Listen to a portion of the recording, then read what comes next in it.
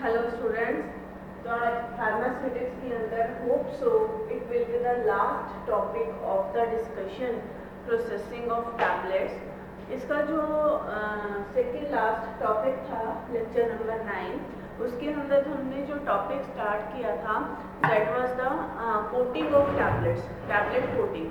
तो tablet coating में हमने यही उसके अंदर स्टडी किया था कि what are the purpose of coating, कि क्यों हमें टैबलेट को कोट करने की ज़रूरत पड़ती है। What are the types of the tablet coating, जिसके अंदर हमने शुगर कोटिंग डिस्कस किया था और फिल्म कोटिंग डिस्कस किया था। जो थर्ड टाइप आज हम डिस्कस करेंगे that is the enteric coating and fourth one is the micro encapsulation. और इसी के साथ जो है आपका टॉपिक ओवर हो जाएगा। What is the enteric coating और enteric coated tablets? अब enteric coating तो आपको अभी तक क्लियर हो ही गया होगा कि what is the enteric coating। enteric coating का क्या मतलब होता है कि जो टैबलेट्स या जो भी प्रिपरेशंस हैं which we have to be restrict या which we have to be prepared in such a way that they should not be disintegrate or they should not be dissolved in the acidic medium। देखो, कोई भी preparation अगर हम लेते हैं, चाहे वो टैबलेट है, चाहे वो कैप्सूल है, या कोई भी किसी भी XYZ प्रिपरेशन को अगर आप बाय ओरल मेथड लोगे तो सबसे पहले जो आपकी प्रिपरेशन है वो कहाँ जाएगी? स्टमक में। स्टमक से पास होगी वो आपके इंटेस्टाइन में, जैसे हमारा डाइजेस्टिव सिस्टम है उसी को फॉलो अप करेगी। तो स्टमक के अंदर जो हमारी पीएच क्या होती है, वो एसिडिक पीएच होती है स्टमक के अंदर, क्योंकि HCl रिलीज होता है। तो जो टैबलेट्स हैं वो हमारी स्टमक के अंदर या जो हमारी फार्मास्यूटिकल डोसेज फॉर्म्स हैं वो स्टमक के अंदर डिसइंटीग्रेट होती हैं 1 to 2 आवर्स के अंदर, और तो उसके बाद वो हमारे इंटेस्टाइन में पास होती हैं। लेकिन हमें कई बार रिक्वायरमेंट ऐसी हो जाती है कि हम ये चाहते हैं या हमारी रिक्वायरमेंट ये बन जाती है कि जो टैबलेट है वो हमारे स्टमक के अंदर यानी वो हमारी एसिडिक मीडियम के अंदर डिसइंटीग्रेट ना होकर वो एल्केलाइन मीडियम में डिसइंटीग्रेट हो। जैसे कि हम चाहते हैं कि वो इंटेस्टाइन में डिसइंटीग्रेट हो, स्टमक में जस्ट उसके पास ऑन होने का काम हो। रीज़न क्या हो सकते हैं? बहुत से रीज़न हो सकते हैं। ये हो सकता है कि जैसे कोई टैबलेट है वो स्टमक के अंदर इरिटेशन इतनी प्रोड्यूस कर दे, गैस्ट्रिक इरिटेशन या जिसको हम एसिडिटी बोलते हैं। दूसरा रीज़न ये हो सकता है कि अगर वो स्टमक में डिसइंटीग्रेट होती है तो हो सकता है कि स्टमक में डिसइंटीग्रेट होने के बाद उसके साइड इफ़ेक्ट्स इतने ज़्यादा प्रोड्यूस हों, जैसे नोजिया, वॉमिटिंग। तीसरा इफेक्ट हो सकता है कि जैसे हम ये चाहते हैं कि वो जो टैबलेट है वो डिसइंटीग्रेट ही मतलब कि उसके प्रोलॉन्ग रिलीज के लिए, क्योंकि अगर वो स्टमक में ऑलरेडी कोई भी प्रिपरेशन अगर डिसइंटीग्रेट हो जाएगी तो उसके बाद इंटेस्टाइन में जाके वो डिसॉल्व होगी और अपना इफेक्ट शुरू कर देगी। लेकिन कई बार हमें प्रोलॉन्ग रिलीज भी इसका पर्पज हो सकता है कि प्रोलॉन्ग रिलीज के पर्पज के लिए हम नहीं चाहते कि वो जो टैबलेट है हमारी वो स्टमक के अंदर डिसइंटीग्रेट हो। ऐसे ही कुछ पर्पजेज और भी हैं इसमें एंटीरिक कोटिंग टैबलेट्स के, कि जो मैंने यहाँ लिखे हैं कि why we need the enteric coating. तो सबसे एंटीरिक कोटिंग जो है ना, जैसे शुगर कोटिंग था या फिल्म फॉर्मर्स था, उनकी सबसे जो फर्स्ट मेथड था, अर्लीस्ट मेथड शुगर कोटिंग था, लेकिन उसके बाद फिल्म फॉर्मिंग मेथड यूज होने लगा और एंटीरिक कोटिंग मेथड भी बहुत ज़्यादा यूज होता है। It is also vastly use. और एग्जामिनेशन पॉइंट ऑफ व्यू से enteric coating tablets these are the most important tablet. अगर आप ये सोचो कि इसमें इवन देखो मैंने इसमें आपके पास पर्पस के ऊपर कि why we need to prepare the enteric coating tablets, what are the enteric coating tablets, या what are the enteric coating film formers, what are the methods to prepare the enteric coating tablets, या give a full note on the enteric coating tablets। इस तरह से enteric coating tablets के ऊपर पूरे के पूरे फुल मार्क्स आपके फुल क्वेश्चंस आपके उसके अंदर आ सकते हैं। बहुत ही इंपॉर्टेंट टॉपिक है आज के एग्जामिनेशन पॉइंट ऑफ व्यू से। अब एंटीरिक कोटिंग का यहाँ सबसे पहले हमने डिस्कस करते हैं कि पर्पस। मैंने यहाँ कुछ थोड़े पॉइंट्स लिख के भी रखे हैं ताकि ये टॉपिक आज लास्ट लेक्चर इसका हो सके टैबलेट और हम आगे नए चैप्टर पे मूव ऑन कर सकें। सबसे फर्स्ट टॉपिक है इसका to protect the acid labile drugs from GIT। अब ये एसिड लेबाइल का क्या मतलब है? एसिड लेबाइल का मतलब है कि जो हमारे स्टमक के अंदर डिसइंटीग्रेट हो जाती है, जैसे कुछ ड्रग्स हैं, जैसे एंजाइम होगी, एंटीबायोटिक्स होगी। एंटीबायोटिक्स में हम मोस्ट कॉमन एग्जांपल हम दे सकते हैं पेनिसिलिन का। तो ये जो ड्रग्स हैं हमारे स्टमक के अंदर डिसइंटीग्रेट हो जाती हैं। हम नहीं चाहते कि ये स्टमक में डिसइंटीग्रेट हो, ये इंटेस्टाइन में पास हो, उसके बाद ये अपना इफेक्ट रिलीज करे। क्योंकि कई बार क्या होता है, जैसे एंटीबायोटिक्स के ऊपर एसिड काम करेगा या एंजाइम्स के ऊपर एसिड काम करेगा, तो उसकी वजह से हमारी जो ड्रग्स हैं, हमारा जो एक्टिव इंग्रेडिएंट है, उसकी एक्टिविटी भी इफेक्ट हो सकती है। सेकेंड जो पॉइंट है that is to prevent the GIT irritation. ये तो मैंने आपको पहले भी बताया था कि सबसे जो मोस्ट कॉमन एग्जांपल आप एस्पिरिन का ले सकते हो। सेकेंड एग्जांपल इसमें आयरन प्रिपरेशंस का ले सकते हो कि अगर जो एस्पिरिन है, देखो हमेशा ये इंस्ट्रक्शन दी जाती है, वैसे तो मोस्टली टैबलेट्स के केस में इंस्ट्रक्शन यही दी जाती है कि डोंट टेक द टैबलेट मतलब कि विद द एम्प्टी स्टमक। मतलब कुछ एक होते भी हैं जो हमें एम्प्टी स्टमक लेनी होती है, जैसे सपोज शुगर कंट्रोलिंग टैबलेट्स हैं या कुछ ब्लड प्रेशर कंट्रोल करने की टैबलेट्स हैं जो हम मतलब लेते भी हैं ऐसे शख्स के लिए। लेकिन जो जनरल रूटीन में टैबलेट्स यूज होती हैं, जैसे एस्पिरिन हो गई, PCM हो गई, कॉम्बिफ्लिम हो गई, सैरिडोन हो गई, तो इन टैबलेट्स को कभी भी हम एम्प्टी स्टमक, हमेशा यही बोला जाता है कि इनको खाना खाने के आधे घंटे बाद आपने ये टैबलेट लेनी है। जस्ट खाना खाते टाइम भी नहीं लेनी, खाना खाने के साथ भी नहीं लेनी, और बिना खाना खाए यानी एम्प्टी स्टमक भी आपने इस टैबलेट को यूज नहीं करना। उसमें सबसे पहले मोस्ट कॉमन एग्जांपल एस्पिरिन का ही है, क्योंकि एस्पिरिन क्या करता है कि हमारी बॉडी में जब एसिड मतलब कि यहाँ स्टमक के अंदर जब ये डिसइंटीग्रेट होता है तो वो एक्सेस में GIT irritation, gastric irritation produce करता है। और अगर हम इस चीज़ का प्रोलॉन्ग्ड यूज करते रहे तो इवन कंडीशन ये भी आ जाती है कि वहाँ पे हमारे स्टमक में अल्सरेशन की प्रॉब्लम आ सकती है। अल्सरेशन क्या होती है कि जो स्टमक की जो इंटरनल लाइनिंग्स हैं, जैसे आपने अपने ह्यूमन एनाटॉमी सब्जेक्ट में डाइजेस्टिव ट्रैक्ट सिस्टम पढ़ा होगा कि जो स्टमक है, स्टमक का जो हमारा अंदर की लाइनिंग्स हैं, अंदर की एंडोथेलियल लाइनिंग्स होती है, वो सारी एंडोथेलियल लाइनिंग्स इतने ज़्यादा एसिडिक इफेक्ट की वजह से वो आप एक तरह से ये कह सकते हो कि बर्न हो जाती है, जल जाती है, जिसको हम बोलते हैं अल्सर्स, एसिडिटी हो जाती है। मतलब मैक्सिमम एसिडिटी की वजह से जो मेन जो इफेक्ट है दैट इज द अल्सरेशन भी उसके अंदर हो सकती है। इसलिए कभी भी जो ये प्रिपरेशंस है हमें एम्प्टी स्टमक नहीं लेनी चाहिए। Third is to prevent the nausea and vomiting. अब जो कुछ टैबलेट्स हैं जैसे एमिटिन हो गई या स्टिल्बस्टिरोल हो गई, ये टैबलेट्स हम लेते हैं जैसे वॉमिटिंग स्टॉप करने के लिए, मतलब कि जो भी इनका जैसे एमिटिन, आईपीकेक, आपने एक हर्बल ड्रग भी पढ़ी होगी, उसके अंदर जो आपकी फार्माकोग्नोसी है हर्बल ड्रग्स का, कि उसके लिए हम वॉमिटिंग को स्टॉप करने के लिए मेडिसिन लेते हैं। इसी तरह से जैसे कहते हैं कि एमिटिन और स्टिल्बस्टिरोल जो टैबलेट्स है नोजिया वॉमिटिंग के लिए यूज़ की जाती हैं, लेकिन अगर हम उनको स्टमक मतलब कि उनको हम एंटेरिक कोटिंग फॉर्म में ही यूज़ करते हैं, अगर वो एसिड्स हमारे मतलब स्टमक के अंदर डिसइंटीग्रेट हो जाएंगे तो हो सकता है कि ये टैबलेट्स अपना इफेक्ट शो ना करें, क्योंकि बहुत जल्दी डिसइंटीग्रेट होने की वजह से। क्योंकि देखो जो नोजिया या वॉमिटिंग का इफेक्ट है वो कोई स्टमक के अंदर या इंटेस्टाइन के अंदर रिलीज होने से नहीं हो रहा, हाँ वो साइट है, लेकिन इसका मेन जो ड्रग का एक्शन है वो कहाँ किसको कंट्रोल कर रहा है, वो कंट्रोल वो कर रहा है हमारे वॉमिटिंग सेंटर को या हमारे ब्रेन के एक सेंटर को, ब्रेन के एक पार्ट को जो सेरिब्रोस्पाइनल फ्लूइड है।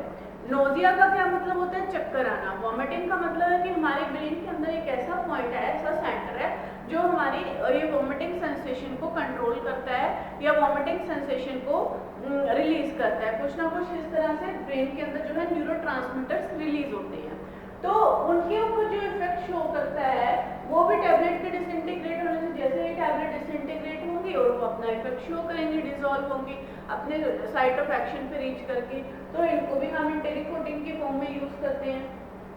फोर्थ है जैसे to prevent the drug interaction with the stomach content. अब ये जो पॉइंट है इसका क्या मतलब है कि स्टमक कंटेंट के साथ ड्रग इंटरेक्शन को प्रिवेंट करना। जैसे टार्परिन एक ड्रग है, कई बार क्या होता है कि आपने एक टॉपिक आगे हो सकता है कि आप नेक्स्ट सेशंस में पढ़ोगे drug interaction, drug food interaction, इस तरह से मतलब कि एक इंटरेक्शंस का टॉपिक आएगा पूरा आपके फार्मास्यूटिकल्स में ही, मे बी शायद इन द हॉस्पिटल फार्मेसी या फार्माकोलॉजी के सब्जेक्ट में आएगा सेकेंड ईयर में। ड्रग ड्रग इंटरेक्शन, ये कई तरह की इंटरेक्शंस होती हैं। ड्रग ड्रग इंटरेक्शन है, ड्रग फूड इंटरेक्शंस हैं, ठीक है। इंटरेक्शन का क्या मतलब होता है कि जब भी जैसे कोई मेडिसिन हम दो इनकम्पैटिबल मेडिसिन को एक साथ ले लेना, जैसे हमेशा ये प्रिस्क्राइब किया जाता है, जैसे सपोज किसी पेशेंट को 2 या 3 टैबलेट्स खानी है, तो कभी भी उसे ये नहीं बोला जाता कि आप ये टैबलेट्स इकट्ठी ले लो, एक ही टाइम में ले लो, ऐसा नहीं बोला जाता। बहुत ही रेयर केसेस होते हैं। डॉक्टर्स हमेशा आपको ये प्रिस्क्राइब करेंगे कि इन टैबलेट्स के बीच में कम से कम आधा घंटा या कम से कम 1 घंटे का गैप आप ज़रूर रखिए। वो अलग बात है कि इंडियंस हम ये फॉलो नहीं करते, हम सोचते हैं कि एक ही बार में काम निपटाना, चलो 3 टैबलेट्स 4 टैबलेट्स एक ही साथ ले लीजिए, लेकिन वो गलत है। क्यों? उसका रीज़न क्या हो सकता है कि कई बार हो सकता है कि एक जो मैंने मेडिसिन ली या दूसरी जो मैंने मेडिसिन ली, उनके अंदर जो इंग्रेडिएंट्स हैं वो इनकम्पैटिबल हो।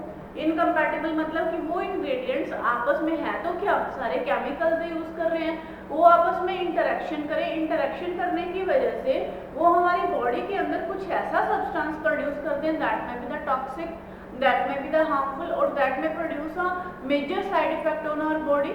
तो इसलिए ये रीज़न हो सकता है। दूसरा जो मैं आपको एग्जांपल देना चाह रही हूँ, अब यहाँ जो ये एग्जांपल है ये कोई ड्रग ड्रग इंटरेक्शन का एग्जांपल नहीं है, यहाँ ये है ड्रग फूड इंटरेक्शन का। देखिए क्योंकि इसमें स्टमक कंटेंट के साथ इंटरेक्शन की बात कही हुई है। स्टमक कंटेंट का मतलब कि जो हमने फूड खाया है, ठीक है, कि कई बार क्या होता है कि जो हम जैसे खाना खाने के लिए भी इंस्ट्रक्शन इसलिए दी जाती है कि खाना खाने के आधा घंटा बाद या खाना खाने से आधा घंटा पहले आपने ये मेडिसिन लेनी है। रीज़न क्या है? क्योंकि अगर आप खाने के साथ ही अपने टैबलेट को लोगे तो आपके जो स्टमक में मटेरियल है उसके कारण जो आपकी जो टैबलेट है उसको डिसइंटीग्रेट होने में टाइम लगेगा, जिसकी वजह से टैबलेट का इफेक्ट आपका उतनी मतलब प्रॉपर टाइम में, एक्यूरेट टाइम में नहीं आएगा। उसकी वजह से जो क्योंकि आपका जो स्टमक कंटेंट है, एक तो ये रीज़न हो सकता है कि उसके डिसइंटीग्रेशन में टाइम लग जाए। दूसरा जो रीज़न ये हो सकता है कि जो टैबलेट आपने ली, हो सकता है कि आपने जो फूड खाया है उस फूड में ऐसा कुछ हो कि आपके फूड के कंटेंट आपके टैबलेट के साथ, आपके ड्रग के साथ इंटरेक्ट कर जाएं, उनके अंदर इनकम्पैटिबिलिटी हो जाए। तो इस चीज़ को अवॉइड करने के लिए, जैसे टारगेट जो ड्रग है इसको हम स्टमक कंटेंट के साथ इंटरेक्शन को अवॉइड करने के लिए हम क्या करते हैं, इसकी एंटी कोटिंग करते हैं ताकि ये टैबलेट स्टमक में रिलीज ही ना हो। इसको जैसे विद फूड या कुछ मैंने बताया तो ये कि आपको कि मोस्टली टैबलेट्स हमें विदाउट फूड मतलब कि खाना खाने से आधा घंटा पहले या कुछ गैप पे मेंटेन पे खानी पड़ती हैं, ठीक है। लेकिन कई बार कुछ ऐसे केसेस होते हैं जो हम कह देते हैं कि खाने के साथ भी लेनी है आपने टैबलेट, या कई ऐसे टैबलेट्स होती हैं कि जिनके चांसेस होते हैं कि वो आपके इवन फूड कंटेंट के साथ भी इंटरेक्शन कर सकते हैं। तो इस चीज़ को अवॉइड करने के लिए हम क्या करते हैं, इसके ऊपर एंटी कोटिंग, एक टैबलेट के ऊपर एक लेयर ही चढ़ा देते हैं एंटी कोटिंग की, कि टैबलेट स्टमक में रिलीज ही ना हो, इसकी जो लेयर है वो स्टमक के अंदर ब्रेक ही ना हो। जब ब्रेक ही नहीं होगी तो अपना कंटेंट कहाँ से रिलीज होगी करेगी, तो उसके अंदर इंटरेक्शन के चांसेस खत्म हो जाएंगे। फिफ्थ जो मेन पॉइंट है इसके अंदर, that is the delayed action. Delayed action मैंने आपको, जिसको पहले भी मैंने हम एक बार शायद डिस्कस कर चुके थे, that is the prolonged action भी जिसको हम बोलते हैं, या सस्टेन्ड रिलीज एक्शन भी जिसको हम बोलते हैं। कि कई बार क्या होता है, हमें किसी ड्रग कंटेंट की, किसी एक्टिव इंग्रेडिएंट का हमें प्रोलॉन्ग्ड लंबे टाइम तक का इफेक्ट चाहिए होता है। हम चाहते हैं, मतलब कि हम क्या चाहते हैं, हमारी बॉडी की रिक्वायरमेंट है या टैबलेट की डोज ऐसी है कि वो अपना एक्शन प्रोलॉन्ग शो करे, लंबे टाइम तक शो करे, कि जहाँ हमें एक टैबलेट को एक दिन में 3 बार या 4 बार लेना पड़ता है, तो उसकी हम एक्शन, उसका वो ड्रग टैबलेट अपना एक्टिव कंटेंट धीरे धीरे, एक्टिव इंग्रेडिएंट धीरे धीरे रिलीज करे कि उसकी डोज दिन में 1 रह जाए या दिन में 2 डोज रह जाए। इसके लिए भी क्या करते हैं, हम कोटिंग करते हैं कि जो ड्रग है अपना उसमें से मेडिसिन है उसमें से एक्टिव इंग्रेडिएंट बहुत स्लो रिलीज होगी। नेक्स्ट जो लास्ट है इसका मेन पर्पस है, that is the target site. सबसे बड़ा जो एंटी कोटिंग का मेन पर्पस यही है कि जो ड्रग है, ड्रग अपने टारगेट साइट के ऊपर जाकर ही इफेक्ट शो करे। टारगेट साइट का मतलब यहाँ क्या है कि जैसे हम ओरल सिस्टम से ड्रग लेते हैं तो ऐसा थोड़ा ना होता है कि हर ड्रग का इफेक्ट हमें हमारी मतलब टारगेट साइट वो होता है कि हमें एग्जैक्टली ड्रग का इफेक्ट चाहिए कहाँ, एग्जैक्टली हमारा जो बॉडी के अंदर कहाँ प्रॉब्लम है, किस पोर्शन में, और हम चाहते हैं कि जो हमारी ड्रग है उसी पोर्शन के अंदर जाकर हमारी बॉडी के अंदर इफेक्ट करे, ताकि बाकी जो पोर्शन है, बाकी जो ऑर्गन्स हैं, उनको उनके ऊपर किसी तरह का कोई साइड इफेक्ट ना हो। जैसे अब मैं यहाँ एग्जांपल लूँ एंटीहिलमिनथिक्स का या पैनक्रियाटिन का। पैनक्रियाटिन जो हार्मोन्स होते हैं जो जैसे पैनक्रियास से रिलीज होते हैं, ठीक है, सिंथेटिक हार्मोन्स कई बार देने की जरूरत पड़ती है क्योंकि एक तरह से पैनक्रियास डाइजेस्टिव जूस ही होता है जो हमारी बॉडी के अंदर फैट, प्रोटीन, लिपिड सारी जो न्यूट्रिएंट्स हैं उनको डाइजेस्ट करने में हेल्प करता है।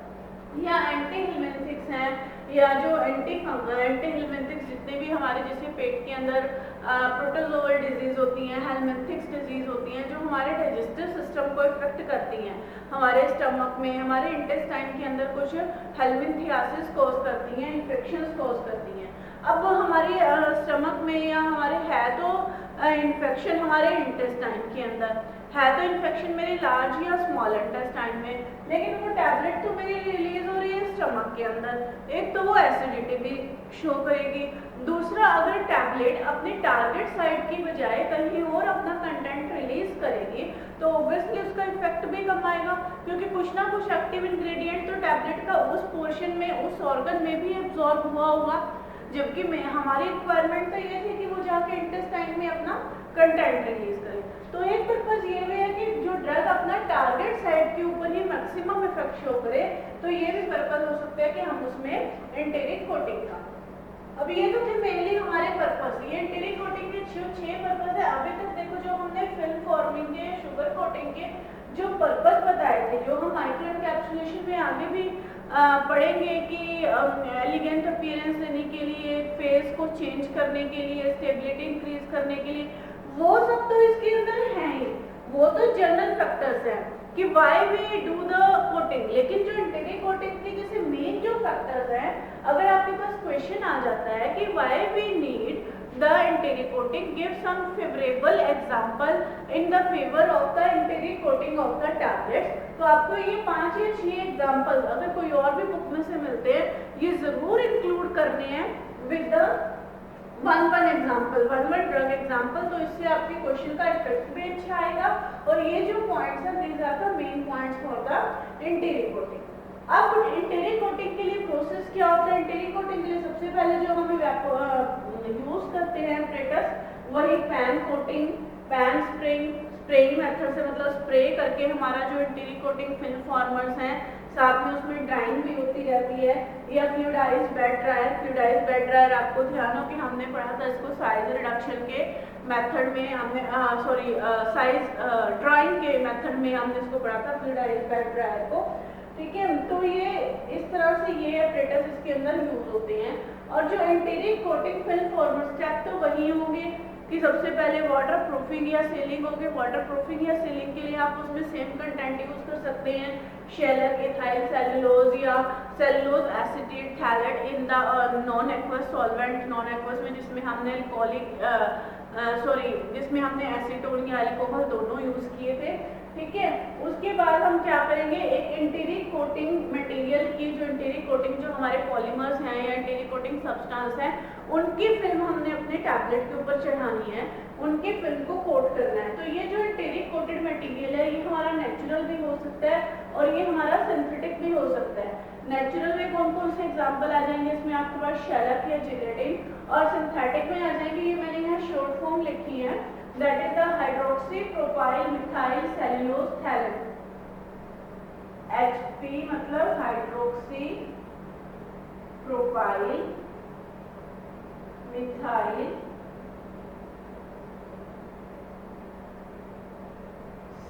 सेल्यूलोज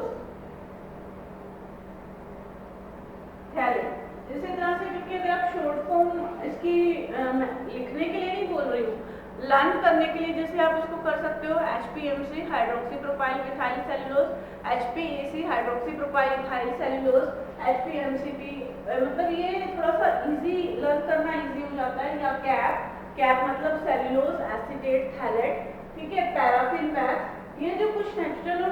पॉलीमर्स हैं जो हमारे इंटेरिक कोटिंग के लिए काम आते हैं। सबसे जो most commonly used enteric coating के लिए पॉलीमर यूज होता है वो यूज होता है कैप, सेलुलोज एसीटेट थैलेट, क्योंकि जो कैप है वो मिनिमम 5.8 pH है हमारी बॉडी के अंदर, ठीक है, उसके ऊपर जाके डिसइंटीग्रेट होता है। उससे पहले वो जो हमारी बॉडी में एसिडिक pH है 1.5 या 2 pH या 2.5 जो भी हमारे स्टमक में उसके अंदर वहां पर डिसइंटीग्रेट नहीं होता। तो CAP is the most commonly used enteric coating film former that is in the synthetic form. तो ये आपके पास वाइवा वॉइस में भी प्रैक्टिकल में क्वेश्चन पूछा जा सकता है कि एंटीरिक कोटिंग के लिए सबसे मोस्ट कॉमनली यूज्ड पॉलीमर कौन सा है, उसमें आंसर होगा कैप। इवन 1 मार्क्स में भी ये क्वेश्चन आ सकता है। तो ये था हमारा पूरा एंटीरिक कोटिंग का जो भी मैटर जो मैंने आपसे शेयर करना था। नाउ जो लास्ट टॉपिक है that is the micro encapsulation. Micro encapsulation नाम थोड़ा सा डिफरेंट है, आप कहेंगे कि इसमें हमें कहीं टैबलेट की फीलिंग तो नहीं आ रही, लेकिन एक चीज और आप समझ लो, जो हम कोटिंग करते हैं, कोटिंग जरूरी नहीं है कि सिर्फ हम टैबलेट की करें, कोटिंग हम पाउडर मटेरियल की भी कर सकते हैं, जो पाउडर के छोटे छोटे पार्टिकल्स होते हैं। कोटिंग हम अपने कैप्सूल्स के अंदर जो मटेरियल फिल करते हैं उसकी भी कर सकते हैं। कोटिंग हम टैबलेट्स की भी करते हैं। माइक्रो एनकैप्सुलेशन भी एक इसी के अंदर पोर्शन इंक्लूड किया हुआ है ये टैबलेट से अलग। माइक्रो एनकैप्सुलेशन कोई टैबलेट नहीं होती। माइक्रो एनकैप्सुलेशन सिर्फ एक कोटिंग की वजह से, कोटिंग पर्पस की वजह से टैबलेट के अंदर इस टॉपिक को इंक्लूड कर दिया गया। माइक्रो एनकैप्सूल्स होते क्या हैं एक्चुअली? माइक्रो एनकैप्सूल्स होते हैं कि जब हम पाउडर फॉर्म में, दिखने में माइक्रो एनकैप्सूल, सबसे पहले मैं आपको समझाती हूँ कि माइक्रो एनकैप्सूल्स होते क्या है। माइक्रो मीन्स बहुत छोटे, और एनकैप्सुलेशन, एनकैप्सुलेशन का मतलब क्या है कि जो हमारे पाउडर है, पाउडर पार्टिकल्स हैं, वो पाउडर पार्टिकल्स के सिंगल पाउडर पार्टिकल्स के ऊपर पॉलीमर्स की एक इस तरह से लेयर चढ़ी होती है, सिंगल थिन लेयर चढ़ी होती है। ये तो मैं थोड़ी बड़ी दिखा रही हूँ ताकि आपको समझ में आ जाए। दिखने में वो आपको पाउडर ही लगेगा, अगर आप उसको नेकेड आई से देखोगे ना तो आप सिंपल पाउडर के अंदर और उस पाउडर के अंदर कोई फर्क नहीं समझ पाएंगे कि ये माइक्रो एनकैप्सूल है या ये पाउडर है। आपको पता कैसे लगेगा? जब हम इसके लिए जो एक टेक्निक होती है that is the SEM, scanning electron microscopy, scanning electron microscopy. ये तो जो है इलेक्ट्रॉन माइक्रोस्कोपी की जब क्या आप ये कह सकते हो कि क्लैरिटी, इलेक्ट्रॉन माइक्रोस्कोपी की बहुत अच्छी क्लैरिटी इसके अंदर होती है। Scanning electron microscopy, electron microscopy की ही एक टाइप है जो स्पेशली माइक्रो एनकैप्सूल्स के लिए, लिपोसोम्स के लिए, नैनोसोम्स के लिए की जाती है। इनको सिंगल जो है पार्टिकल को स्टडी करने के लिए कि इनके ऊपर प्रॉपर फिल्म की कोटिंग हुई है या नहीं हुई है, या किस तरह की कोटिंग हुई है, ठीक है। तो सिंपल अगर आप इसको हम इलेक्ट्रॉन माइक्रोस्कोप से अपने लैब में भी देखेंगे तो उसमें भी जो हमें क्या दिखेगा, जैसे उसमें भी हमें इस तरह से दिखेगा कि कुछ कोटिंग मटेरियल है और उसके अंदर इस तरह से कोई पाउडर का पार्टिकल पड़ा हुआ है। अब जो ये माइक्रो एनकैप्सूल्स क्या है एक्चुअली, जो इनका हम क्या करते हैं, अगर तो हमारे पार्टिकल की जो साइज रेंज है, आप पूछोगे कि पार्टिकल का हम साइज कैसे फाइंड आउट करते हैं। एक्चुअली बहुत ही वास्ट टॉपिक है माइक्रो एनकैप्सुलेशन। जो टॉपिक है माइक्रो एनकैप्सुलेशन टॉपिक, ये नैनो टेक्नोलॉजी का एक टॉपिक है। इतना वास्ट टॉपिक है माइक्रो एनकैप्सुलेशन कि अगर आप इसको पढ़ने बैठोगे तो इसकी कोई लिमिट नहीं है। इवन दो जो मेरा पोस्ट ग्रेजुएशन का जो थीसिस वर्क था वो माइक्रो एनकैप्सुलेशन के ऊपर ही था। उसमें सिर्फ मैंने एक सिंगल पॉलीमर था, पॉली ई कैप्रोलैक्टोन, जो मैंने सबसे नीचे लिखा है PCL, पॉली ई कैप्रोलैक्टोन। उसमें हमने क्या किया, पॉली ई कैप्रोलैक्टोन पॉलीमर था, और जो मेरी ड्रग थी उस ड्रग के ऊपर जैसे सपोज मैंने PCM ले ली, PCM के अंदर जो भी हमारी मतलब एक्टिव इंग्रेडिएंट था, या सपोज कोई भी ड्रग थी, मुझे एक्चुअली उस ड्रग के ऊपर हमने क्या किया, उस ड्रग के ऊपर हमने पॉली ई कैप्रोलैक्टोन के पॉलीमर का की लेयर को कोट किया, हमने उसके माइक्रोन कैप्सूल्स बनाए by using the solvent evaporation method, जो लैब में हमने यूज किया था। ऑर्गेनिक सॉल्वेंट्स को यूज करके, ऑर्गेनिक सॉल्वेंट्स में हमने अपना पॉलीमर डाला एक प्रॉपर क्वांटिटी के अंदर, जैसे एक पॉलीकैप्रोलैक्टोन होता है, एक ब्यूटागेट के ऊपर भी काम किया था, एक चिटोसेन के ऊपर भी काम किया था, 2-3 पॉलीमर्स पे हमने काम किए। तो उसमें हमने क्या किया कि सोलवेंट इवेपोरेशन मेथड चूज किया, उसमें हमने बीकर के अंदर अपना material, polymer, organic solvent, drug एक स्पेसिफाइड क्वांटिटी में डाले और कई number of you can't imagine कि 6 मंथ सिर्फ हम लोग यही एक्सपेरिमेंट इस पे परफॉर्म करते रहे कि कब स्कैनिंग इलेक्ट्रॉन माइक्रोस्कोपी करने के बाद जो हमारा जो पार्टिकल है, हमारा जो माइक्रोन कैप्सूल है, वो प्रॉपर एक तो इसी साइज रेंज में आए 1 to 5000 माइक्रोन मीटर। माइक्रोन मतलब 10⁻⁻6 मीटर, क्योंकि अगर वो इससे छोटे साइज में चला जाएगा, 1 माइक्रोन मीटर से नीचे चला जाएगा, तो वो नैनो पार्टिकल में आ जाएगा, वो माइक्रोन कैप्सूल में नहीं आएगा। ठीक है, एक तो उसकी साइज रेंज को फिक्स करना था, दूसरा उसकी शेप। इनकी जो शेप कैसी होती है, ये दिखने में जब इनको स्कैनिंग इलेक्ट्रॉन माइक्रोस्कोपी से देखते हैं तो इस तरह से बिल्कुल राउंड स्फीयर दिखते हैं और इनके अंदर यहाँ छोटे छोटे पोर्स दिखते हैं, ये एक्चुअली पोरस होते हैं। इनको बनाने का पर्पस क्या होता है माइक्रोन कैप्सूल्स का? माइक्रोन कैप्सुलेशन या जो नैनो टेक्नोलॉजी आजकल बहुत वास्ट है, सबसे मेन जो एडवांटेज है इसका, पहले तो इसके लिए जो मेथड्स यूज होते हैं, बहुत सारे मेथड है। Pan coating method, solvent evaporation method, 2 बार मैंने लिख दिया गलती से यहाँ, कोएब्जॉर्प्शन, फेज सेपरेशन मेथड और पॉलीमराइजेशन टेक्निक। जो कोर मटेरियल है कि किसकी आपने कोटिंग करनी है, जैसे हम लोगों ने एस्पिरिन की कोटिंग की थी, तो इसकी कोटिंग जैसे विटामिन ए, एस्पिरिन, डायजेपाम, कोई भी मतलब इंग्रेडिएंट आप उसमें एक्टिव इंग्रेडिएंट यूज कर सकते हो जिसकी कोटिंग की जरूरत है। और जो कोटिंग मटेरियल है, जो पॉलीमर है, इसके ऊपर वो यूज होते हैं ये सेलो CMC, अकेशिया, स्टार्च, पॉलीकैप्रोलैक्टोन, चिटोसैन, न्यूट्रागिट, बहुत सारे पॉलीमर्स। अगर आप माइक्रोन कैप्सुलेशन के टॉपिक को नेट पे सर्च मारोगे तो आपको हजारों टॉपिक्स उसके अंदर मिल जाएंगे। हमने सिर्फ इसमें समझना क्या है कि माइक्रोन कैप्सुलेशन क्या है, कि microencapsulation is a technique in which we produce the particles in between the range 1 to 5000 micron meter by coating the core material with a particular coating material to solve our purpose। Purpose क्या है हमारा? या तो first purpose तो है ये है, सबसे पहले तो जैसे किसी का अगर हमने टेस्ट मास्क करना है, वो तो टैबलेट के केस में भी सोल्व हो जाता था। दूसरा पर्पस हमारा ये है कि अगर हमें, सबसे बड़ा इफेक्ट है कि इसका इफेक्ट बहुत फास्ट आता है, क्योंकि पाउडर फॉर्म में है, इफेक्ट बहुत फास्ट है, स्टेबिलिटी है, पाउडर के केस में जो है पैकिंग इजी हो जाती है। और एक फेज, अगर सपोज आपका ड्रग कंटेंट लिक्विड फॉर्म में है लेकिन आपने उसको कन्वर्ट सॉलिड में करना है, तो आप इस मेथड से इजीली कर सकते हो। तो इसके लिए ये इतना ही सफिशिएंट है, इससे ज़्यादा डिटेल में जाने की जरूरत नहीं है। आप माइक्रोन कैप्सुलेशन पे पूरा नोट लिख सकते हो, अगर आपको इतनी नॉलेज है, 1-2 पॉइंट और आप अपने बुक से ऐड कर सकते हो। तो इसी के साथ हमारा ये टैबलेट का टॉपिक खत्म होता है। तो ऑल द बेस्ट, इसको अच्छे से पढ़िए और नेक्स्ट टॉपिक में हम जो नया टॉपिक कंटिन्यू करेंगे that will be the capsule.